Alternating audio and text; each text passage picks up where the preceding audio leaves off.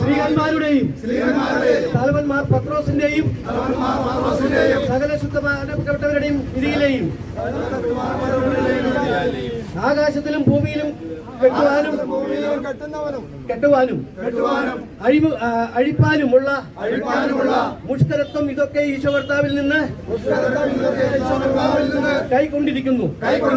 ഇപ്പോൾ വാഴുന്ന ഫ്രാൻസിസ് മാർപ്പാപ്പ നാമത്തിലെയും തിരിച്ചുവരയുടെയും കൈക്കൊള്ളപ്പാടിൽ നിന്നും സകല ക്രിസ്ത്യാനികളുടെ കൂട്ടായ്മയിൽ നിന്നും അയാളെ വേർതിരിച്ചുകൊണ്ടും സിനഡിന്റെ തീരുമാനങ്ങൾ ഭൂരിപക്ഷ തീരുമാനങ്ങൾ ധിക്കരിച്ചുകൊണ്ട് ഏതാനും ചില ആളുകളും നമ്മുടെ മേജർ ആർച്ച് ബിഷപ്പ് എന്ന് പറയുന്ന മാന്യദ്ദേഹവും കൂടി ഈ ഏകീകൃത വിശുദ്ധ കുർബാന അട്ടിമറിക്കാൻ പോകുന്നു എന്നുള്ള ഒരു യാഥാർത്ഥ്യം ഞങ്ങൾ മനസ്സിലാക്കിയിട്ടുണ്ട്. നിങ്ങൾക്കൊക്കെ ലഭിച്ചിട്ടുണ്ടാവും ഞങ്ങൾ വിശ്വസിക്കുകയാണ്. ഒരു കാര്യം നിങ്ങൾ മനസ്സിലാക്കണം, ആരാണ് ഈ ഭൂതത്തെ അഴിച്ചുവിട്ടത്?